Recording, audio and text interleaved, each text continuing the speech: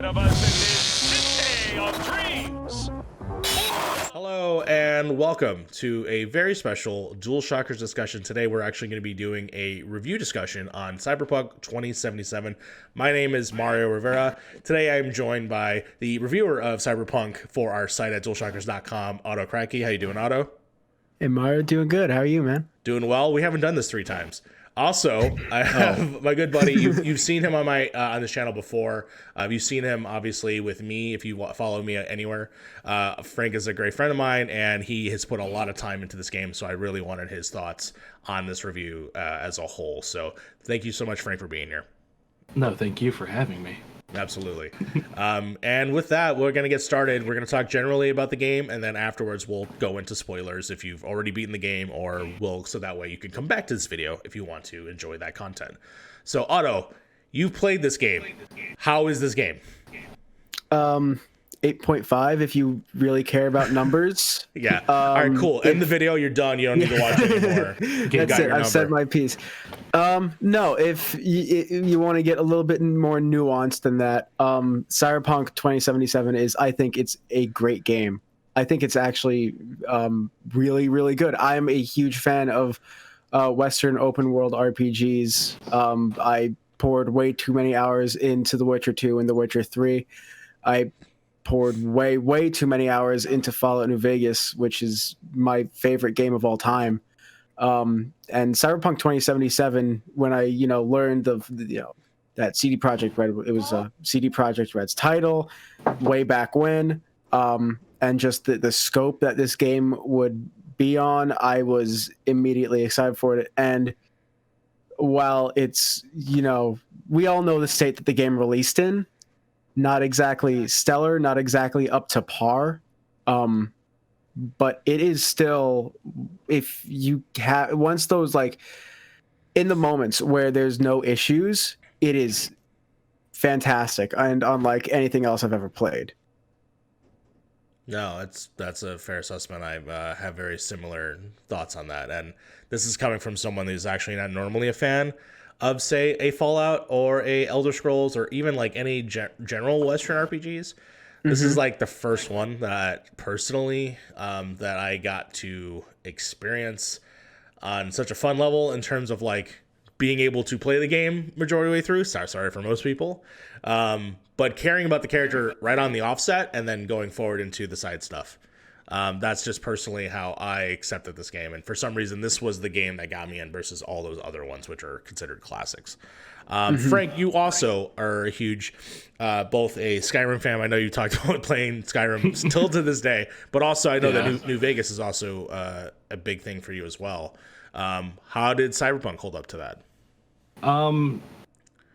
It compared to those games, Cyberpunk is weirdly easier to immerse yourself into, which is why I put so many hours into it.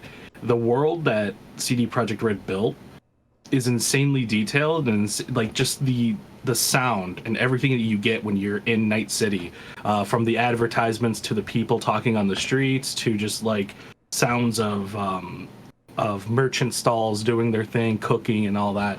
It's so easy just to lose yourself in this world and just do exactly everything compared to those games where everybody kind of just has the same dialogue, the same kind of movement and everything.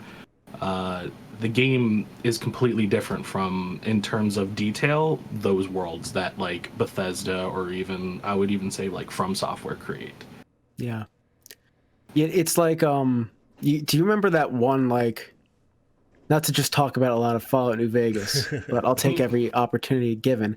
That like one trailer, or it's not even the trailer, it's the opening cinematic for the game, and it shows the strip, except it's like very densely populated, and there you can see like all the lights and the sounds from it. It's that, but all of Night City. Yep. And obviously New Vegas doesn't go on to actually like capitalize on that because technological restraints, but my god, does CD Projekt Red just push the tech to its absolute limits. I mean, Cyberpunk is essentially, even in the busted state that it's in, it's like the new Crisis, right? And that's because the very world that it's set in is, yes, incredibly detailed and on a scale that I have never seen before. I wholeheartedly agree that it is one that you can easily lose yourself in. And when I started playing the game, like, you know, I got through the prologue and then you're actually kind of let loose, chains are off. I spent a good chunk of time just like walking around.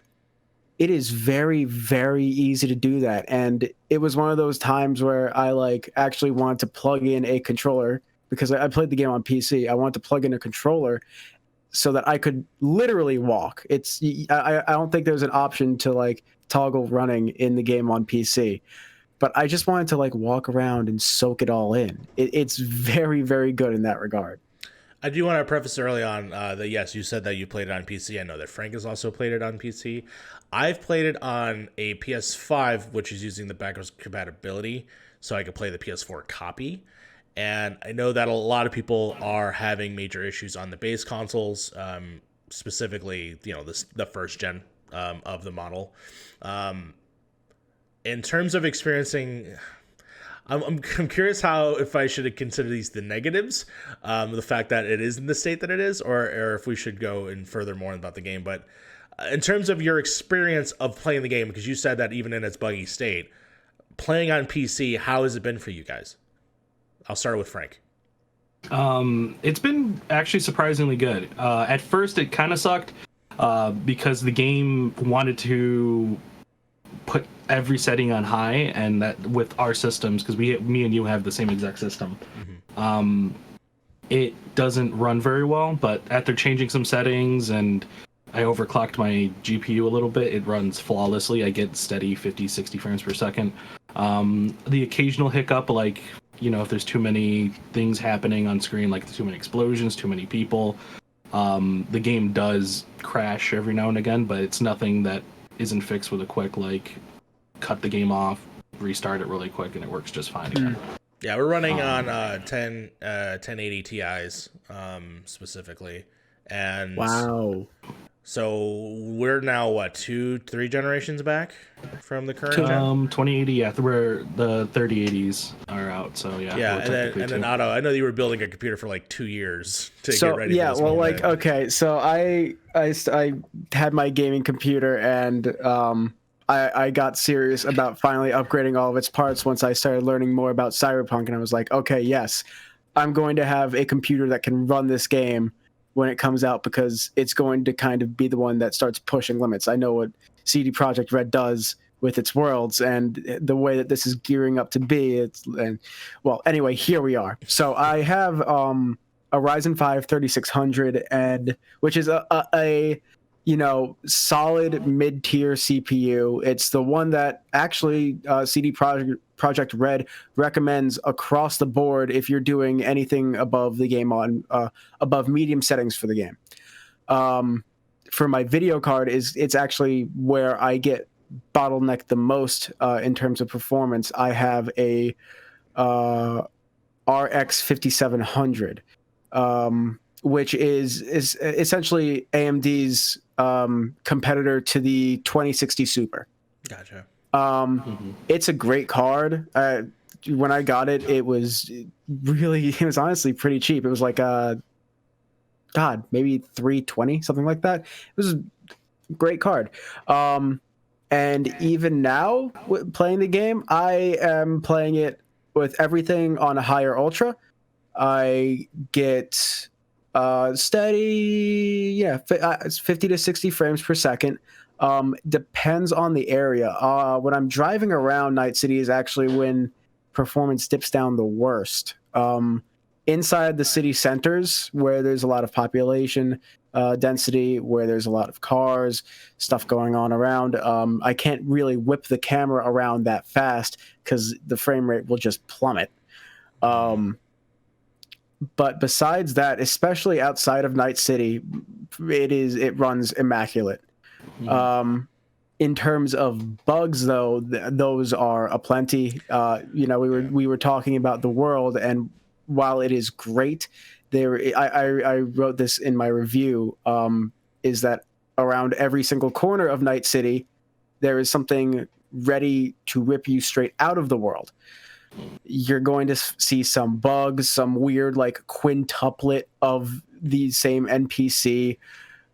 Cars will just be like passing through solid objects or merging with each other. Just weird, like I'm not even sure what to chalk it up to. Collision bugs or just things not popping in.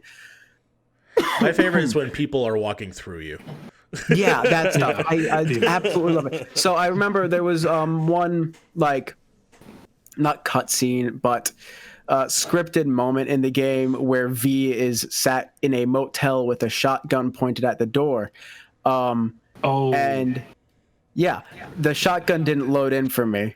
Yeah, he's just sitting there with like his hand like this. Yeah, exactly.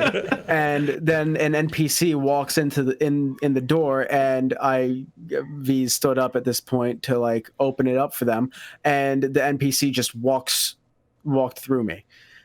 It's stuff like that absolutely just like takes these, you know, moments that are great set pieces. You know, the inside of this motel by itself was a great setting. It had a character and a story. There were bloodstains on the walls. Not Notel. It was the Sunrise, the one on the way out of Night City. Okay. Yeah, something like that. See, God, and I want to say that even the fact that I know that what you're talking about just by saying the name of it is how much this place really exists in my mind. Yeah, and I really love that. Like I can mention different hotels. You can actually remember like areas of the map, like just by name. Different clubs like Riot and Afterlife, of course. Because they all have so much character to them. I really have to give it up to the artists at CD Projekt Red because they've been able to make such distinct venues within one extremely diverse city. It is astounding what they've been able to do. But like I said, you know, it's just regardless of what you're doing or where you are, there's going to be some technical or visual hiccup that just drags you kicking and screaming right out of it. Yeah, for sure. I'm playing on, like I said, I'm playing on the PS5, and luckily, I think if you're playing on consoles, PS5 and Xbox Series X, to me, has been the most where I've seen it run pretty great. Frank, I even had Frank come over, and honestly, the major differences that he was bringing up was, the crowd density is not nowhere near from what I'm hearing. The crowd density. From what I could tell, at least from like PC settings, crowd density is low, no ambient occlusion. I'm pretty sure ray tracing is turned off.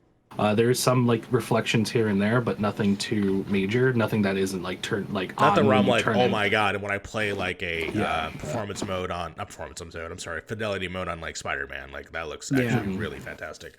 But at the same time, I think it does just enough in the bloom of like the lights. I turned a couple features off just because I think they just don't look good in video games, or like motion blur I turn off. Film grain I turn off immediately. Film grain. I kept, I believe it's bloom, or it's the lighting effect. I kept like the Star Trek-y like light effect. I kept that in.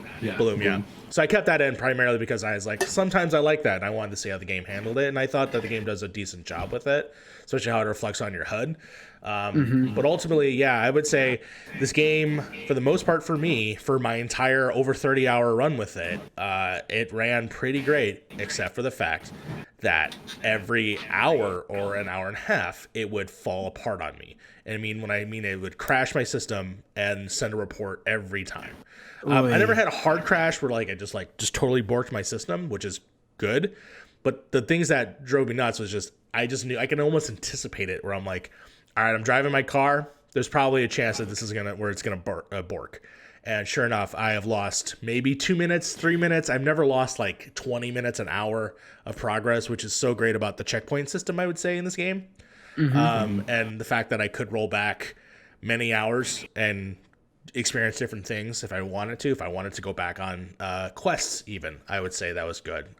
There's a quest early on that I still think about to this day about Sinnerman, where I made a decision. I'm like, I fucked up. I got to go back because I want to explore the opposite direction of it. Yeah. Luckily, that system works that way. But yeah, in terms of that, I ultimately think that if you're going to play this game on console right now, sadly, it is going to be the next-gen experience, hopefully, if possible, in February, which is a long time from where we are now, which is December 23rd. Hopefully, yeah, by the time you will be able to enjoy the game like I have, at the very bare minimum.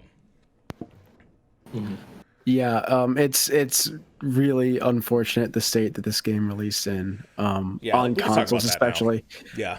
Yeah, I just as I wrote a news piece. I guess it was a month back.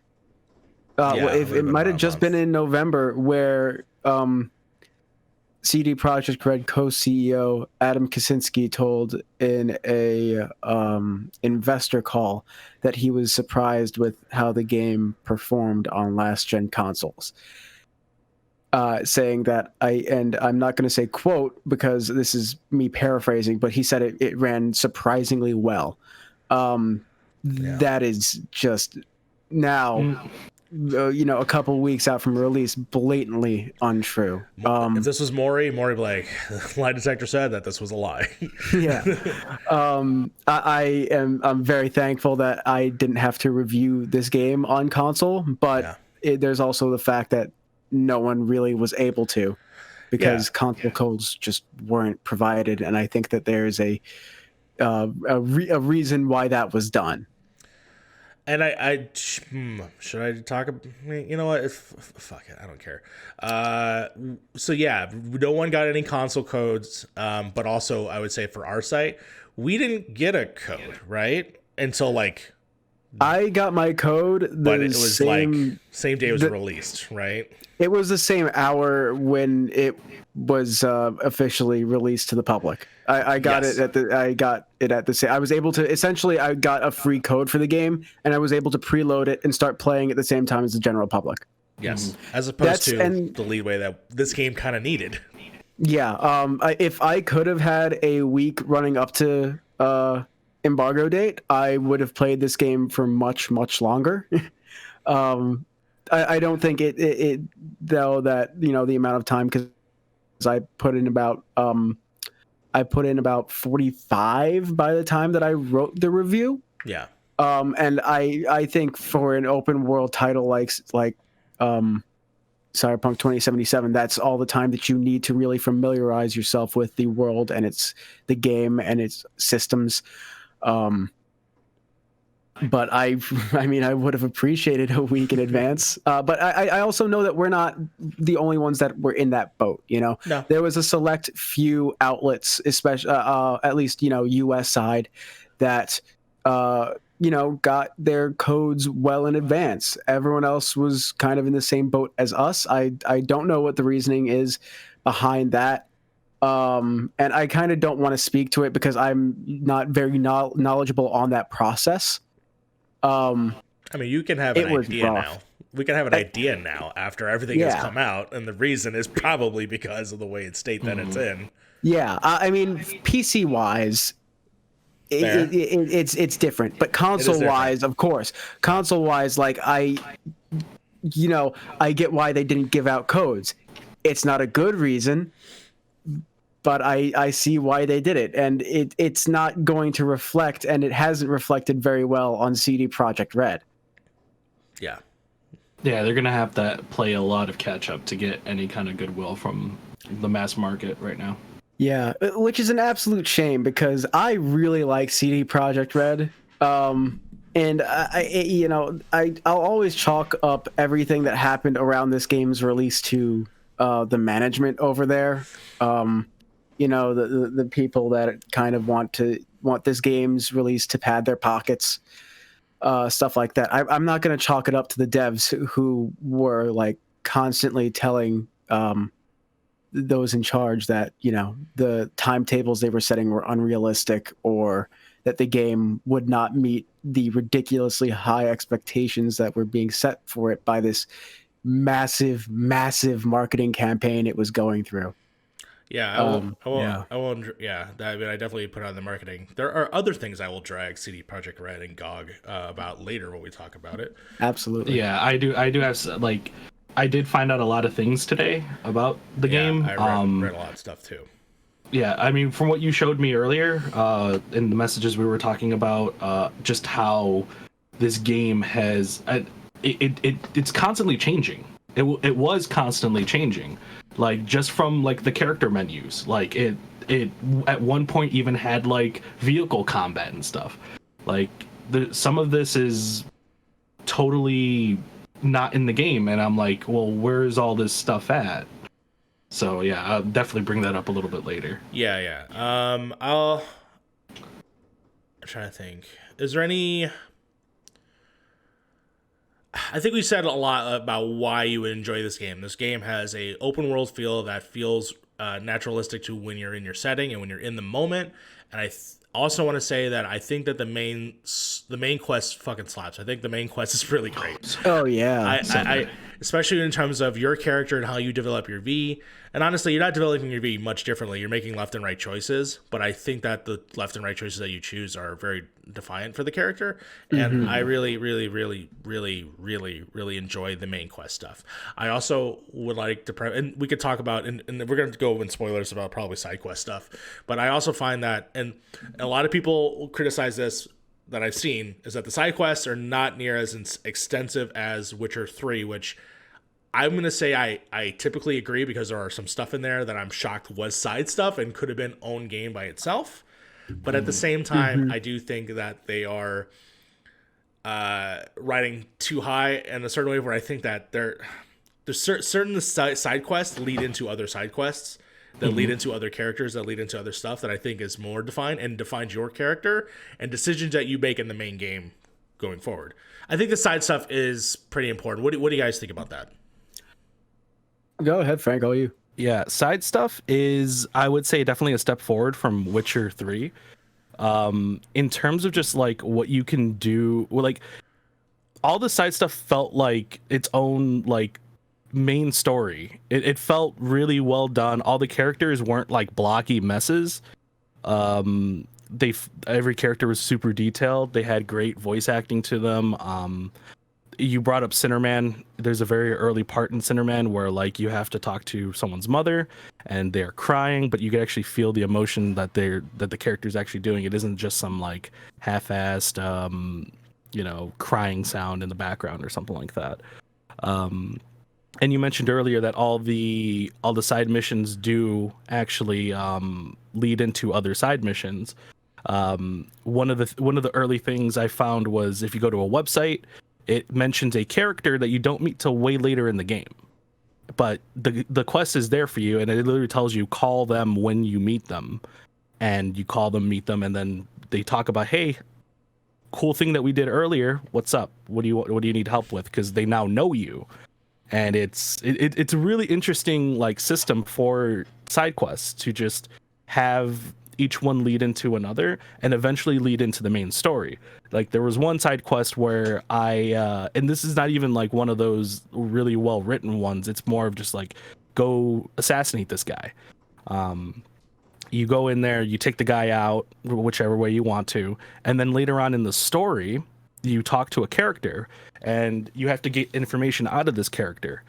And if you did that side quest, before that, you can tell the character, hey, you remember this dude? And the character's like, yeah, I remember that dude. I heard someone went in there and took him out. You know, I wouldn't want to be that guy. I wouldn't want to cross that guy. And then you tell him straight up, like, I was that guy.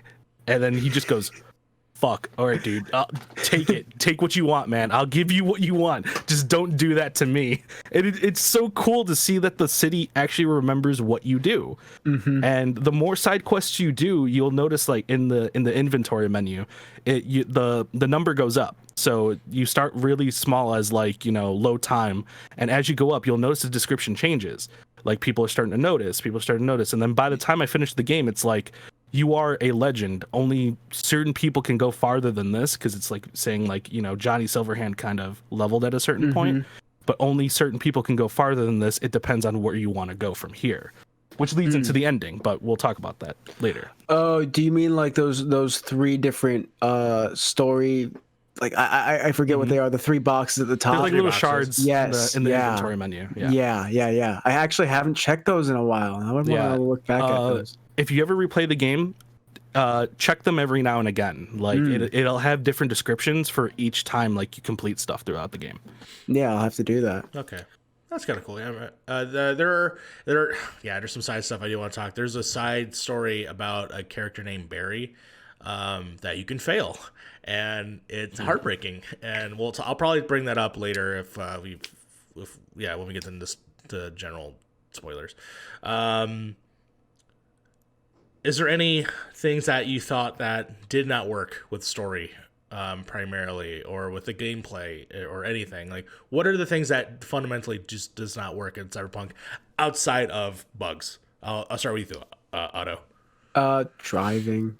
I did not think it was fun at all, and it sucks because I mean there was even like a Night City wire that was just kind of dedicated to the vehicles of Cyberpunk. So I was like, oh damn, it's kind of gonna be, a focus of the game. You're going to be able to buy all these different cars, and they're going to, maybe they'll feel different.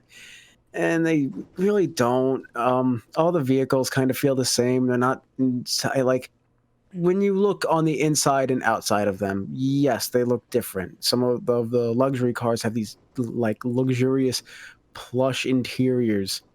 And that's really cool and everything, but you can't really do anything with it past that. Maybe it was just me setting expectations too high because I went into the, are they going to do something like kind of GTA 5 territory with this, where you'll be able to like roll up and down windows, or like maybe there'll be like a convertible car. That would be sick. Would love to be able to roll down my future top of my future car and just drive around like that. That would be so sick. Nothing like that. But the driving mechanics themselves are very lackluster. Everything feels very I guess just frictionless, kind of like they slide around a lot. It's like you're on soap. Like yeah, a little bit. Don't tell me when you flip them over, for some reason they go super like Saiyan mode and like super flip sometimes. I haven't done that yet. I've seen the clip of someone being bodied by a car, and it's hilarious, and it almost happened to me. The one where someone like runs into another person and their car suplexes the NPC. It's straight up hilarious. Suplex cities them. I love that. So there was actually one time when I was playing just more weird collision mechanics with vehicles. I hit someone with my motorcycle, and you can actually, if you hit someone with a motorcycle, you can just ramp off of them for some reason. Your gravity like goes completely out of whack the moment you bump into something. So I ramped off this poor citizen of Night City and just like went straight into a taco stand, and my bike merged with a taco stand. I couldn't drive it, or I had to get out and just leave it there. So there's just like a bunch of weird and broken stuff with it. Besides that, there's one other one, and this is a more contentious point. I don't like the gunplay a whole lot in the game. It's very middling. It doesn't feel particularly great all the time. There are times where it actually does feel quite good. I had like for a lot of my early game, I had this one tech revolver. I forgot what it was called because all the weapons in the game have these ridiculous, letter and number combination names. But this thing, like, I could just point at heads and click, and then there wouldn't be a head there anymore. Yeah, it made me feel badass. There were enemies that I would shoot, and they would just be missing chunks from their body. I gotta give again credit to CD Projekt Red for taking like the Doom approach to killing enemies in this game, because there are instances where you straight up are just taking hunks out of people's bodies. And that feels satisfying. It just like gunplay all the time does not. And that's very weird because I'm playing with a mouse.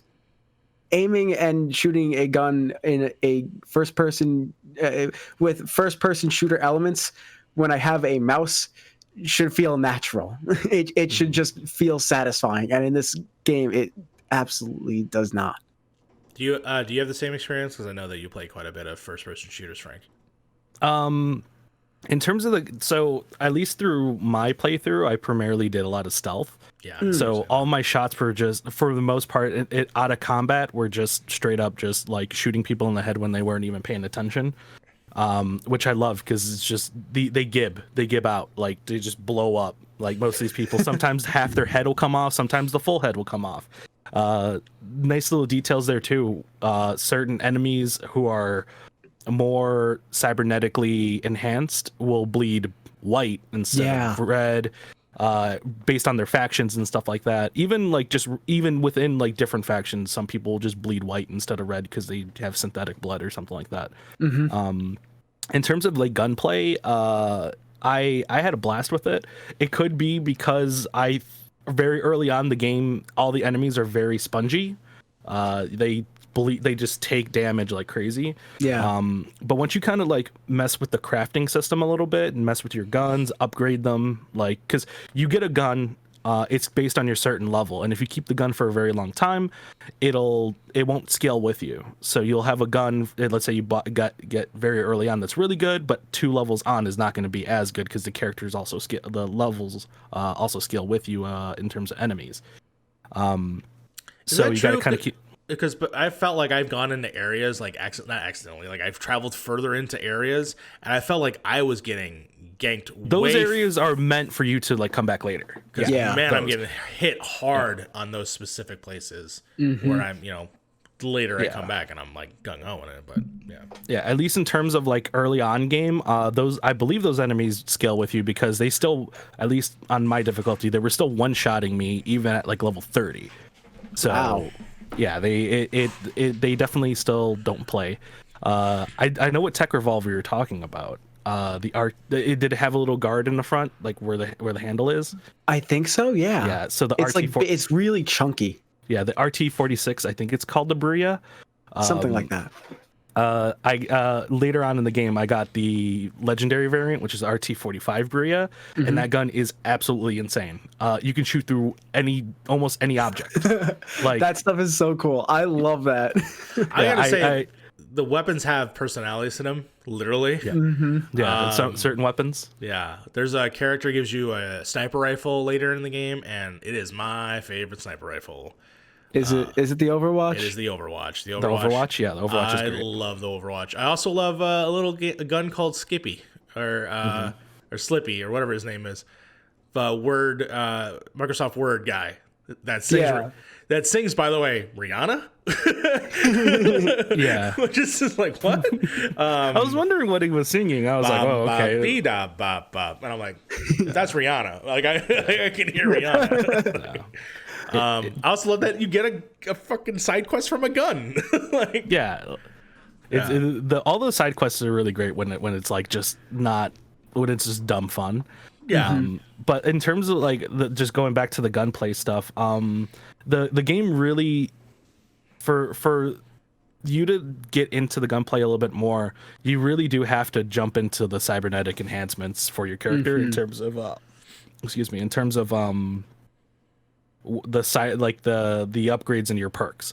So like for pistol, you're gonna have to add a little bit more in terms of the crit. You're gonna add a little bit more towards the damage, the reload, but then it bleeds into other categories like annihilation. Also, I believe has some tech perks in it.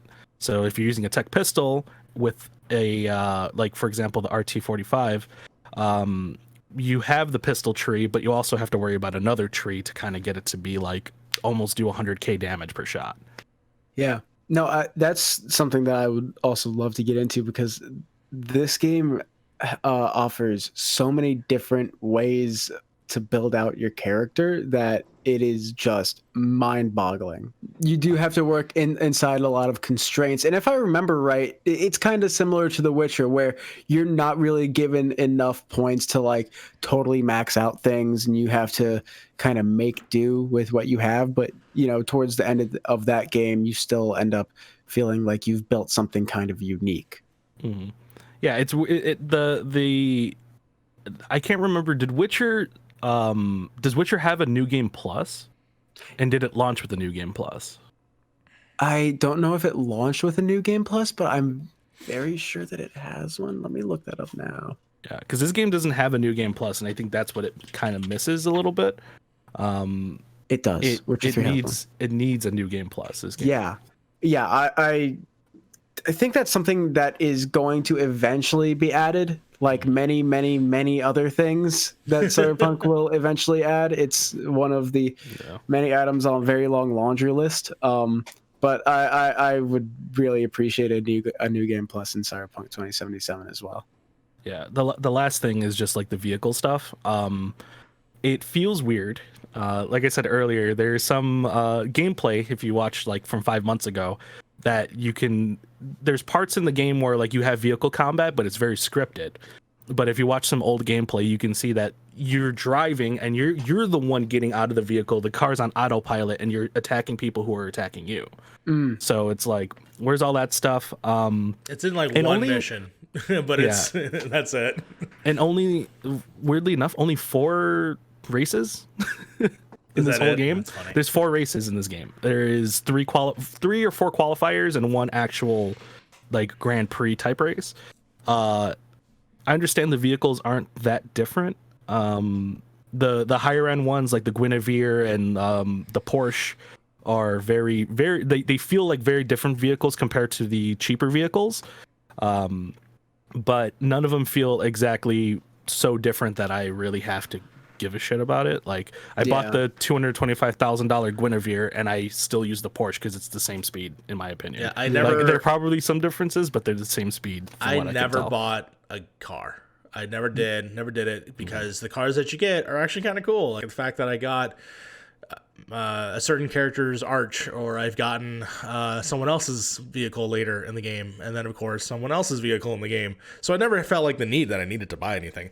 And I primarily drove by motorcycle because I actually really love the drift that you do when you hit the brake. Where it does that spin thing, and I love the fact that if you hold brake and gas at the same time, you do the donut thing. I think that's fun too. That's primarily how I traveled. Otherwise, well, I'm sorry, I traveled primarily with the fast travel system, which I'm not a fan of, but I'm okay that it's there. I do love the fact that the more you travel in the city, the more those open up, and I think that is super smart. Just the fact that I felt there's certain areas where I'm like, there clearly should be one right here, and it's not have to go that further away. But I'm just gonna call my vehicle and call it a day. Yeah. I use the fast travel system. Sometimes it depends on if something's like on the other end of the map, and I'm like, okay, well, I don't wanna drive because it's just not fun or satisfying to do. The most fun thing about driving is just like listening to the radio. Honestly, the game has a stellar soundtrack, and that's, when it's really showcased besides inside combat, which the combat music in this game slaps. It goes so hard. Yeah, the combat music's great. I will say on the radio station front, and I totally agree with Blessing Adeoye Jr., it's like if they were just like, hey, let's just make a channel that's just Run the Jewels, and that's the only type of music we like. No other type of rap music, just Run the Jewels. And while I love Run the Jewels, there could have been more variety in that aspect. There could have been, absolutely, yeah. That is to me the one thing where I'm like, yeah, I totally understand that. But I didn't do any of the races because the thought of trying to win a race in any of like with this game's driver mechanics, I would have gone insane. I would have like absolutely like put my head through a wall trying to get first place, because I would like break for half a second and then all of a sudden like go straight into a tailspin, or like suffice to say I couldn't get a grip on it. Yeah, they're not well done. I won't say it's a great racing experience. It is a little bit different from just straight races, because it's part driving, part vehicle combat. So there you do have a passenger who does shoot for you. I'm not going to reveal who that passenger is, because it's the way they do the story for the racing is it's revolved around a character. So you get a lot of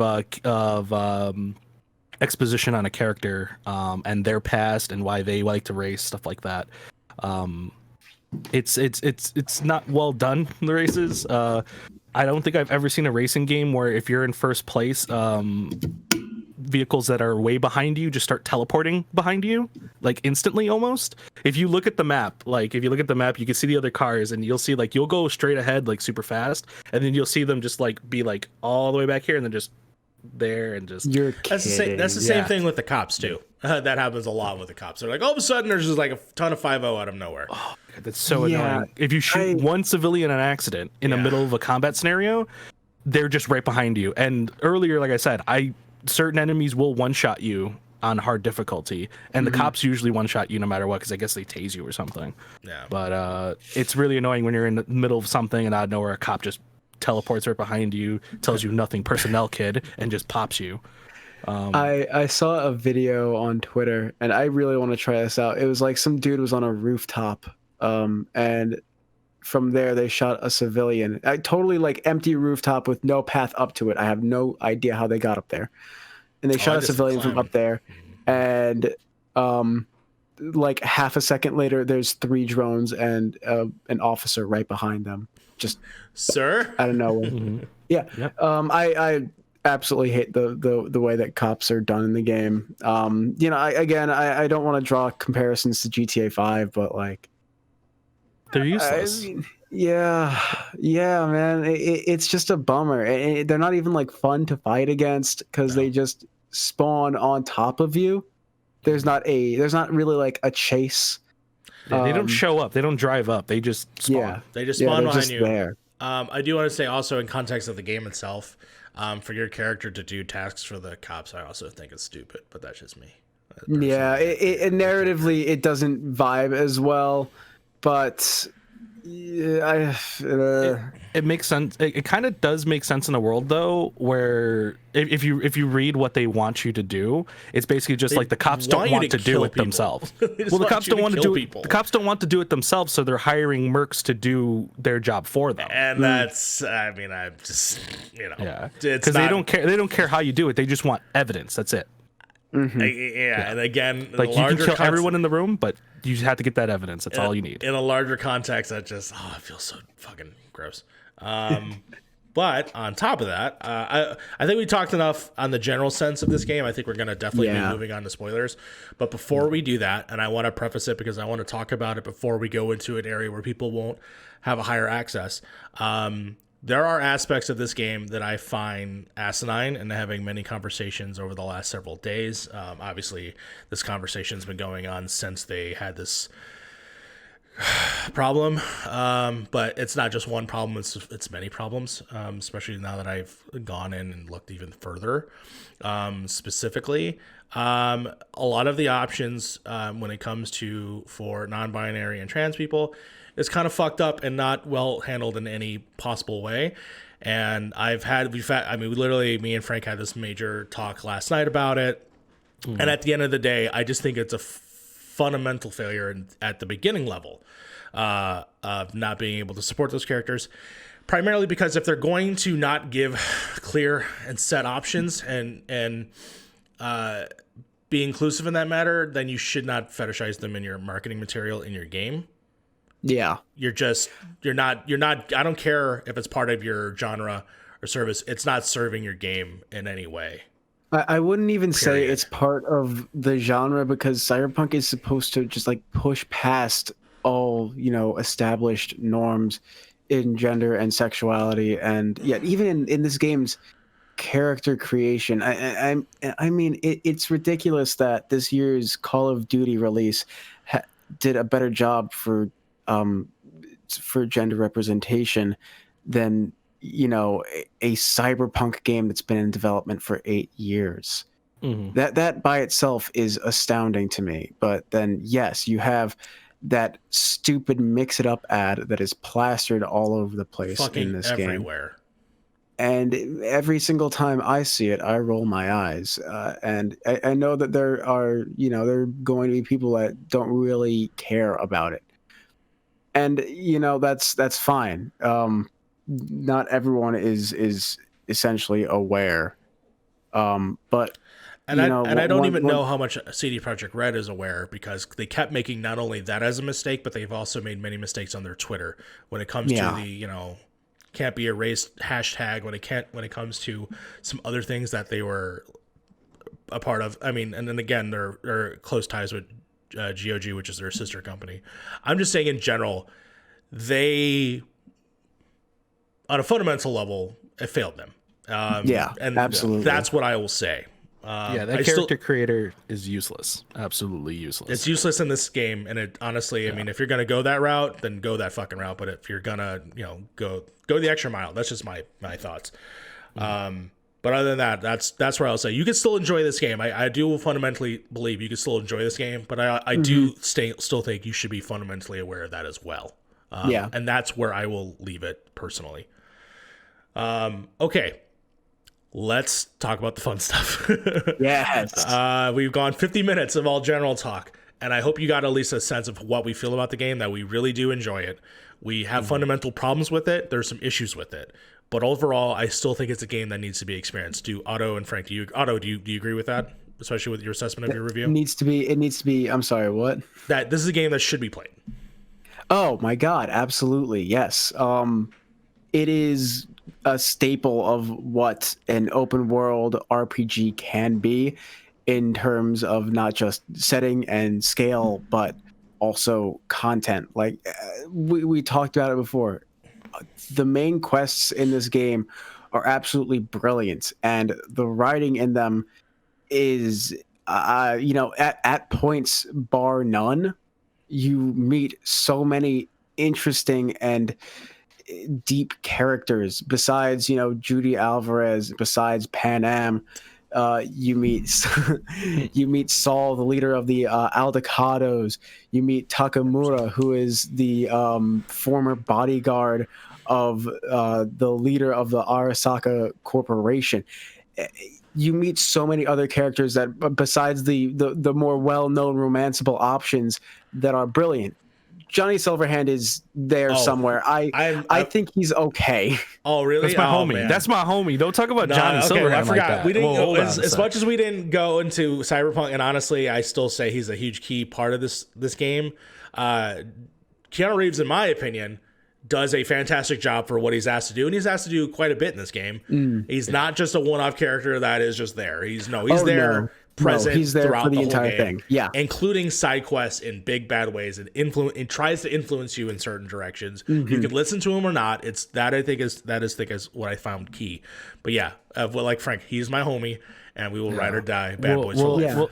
I have a very interesting thing to talk about with him that I noticed throughout my playthrough throughout the game, through all the side quests, through all the main story.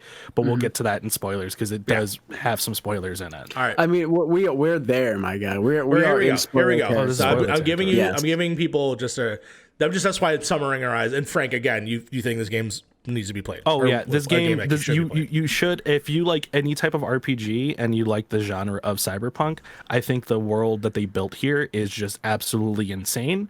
It's super detailed, well done. The main story, no matter what playstyle you go with, is totally great. The city remembers you for what you do and what you put into it, and I think that's unprecedented. I can't think of any other RPG that remembers everything you do as much as this game. Okay. All right. And with that, I'm giving you a spoiler warning. We're going to go starting spoilers for Cyberpunk 2077 right now. Hello. Hi. So we decided to move the spoilers to a separate video that will come out on Christmas Day. So that way you can enjoy a little share also on Christmas Day from us. I hope you really enjoyed the discussion that we had. We did go through quite a bit. There's still so much to talk about with Cyberpunk. So on Christmas Day, we will be doing our spoiler section as one complete video, because we ended up going for another half hour. So definitely enjoy that. And until next time, thank you so much for watching all of our DualShocker stuff. Shout out to the people that are in this video. It's me, that Mario Rivera on Twitter. Otto, Kratky, also. Oh, someone's on my phone. Oh. Hello? Logan Moore? Oh, he doesn't go here anymore. And then, of course, Frank, who you can find at Venom Unfit Snake on Twitter. Very, very cool dude. So, again, thank you so much. And until tomorrow, have Merry Christmas. Ho, ho, ho.